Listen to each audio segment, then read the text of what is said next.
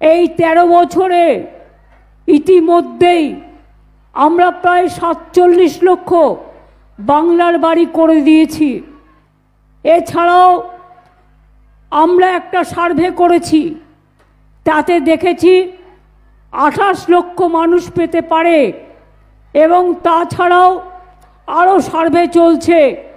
এই 28 লক্ষ মানুষের মধ্যে 12 লক্ষ মানুষের টাকা, অর্ধেক টাকা আমরা ইতিমধ্যেই দিয়ে দিয়েছি, আর বাদ বাকিটা তারা ডিসেম্বরে পাবে। এই টাকাটা খরচ হয়ে গেলেই দ্বিতীয় কিস্তি পাবে। আর যে 16 লক্ষ লোক বাকি থাকবে, 16 লক্ষ বাড়িতে বাকি থাকবে, তারা প্রথম কিস্তি পাবেন ডিসেম্বরে এবং সেকেন্ড কিস্তি পাবেন জুন মাসে বা মে মাসে। এটা মাথায় রাখবেন। আমরা চেষ্টা করব আস্তে আস্তে সবাই যাতে পায়।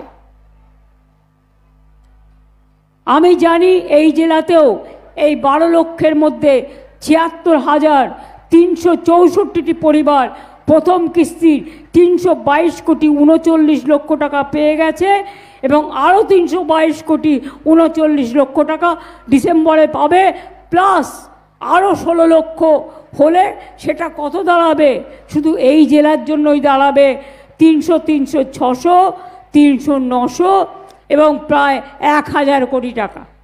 আর সরকারি যে প্রকল্পগুলো হচ্ছে, কেউ যদি আপনাদের কাছে 1 টাকাও চায়, 1 টাকাও কাউকে দেবেন না। তার কারণ হচ্ছে এটা সরকারের টাকা, অন্য কারো টাকা নয়। সুতরাং এই টাকা নেওয়ার অধিকার গ্রাম সভারও নেই, পঞ্চায়েতেরও নেই, পঞ্চায়েত সমিতিরও নেই, জেলা পরিষদেরও নেই, কারও নেই। যদি কেউ টাকা চায়, পুলিশ থানায় গিয়ে ডায়েরি করবেন।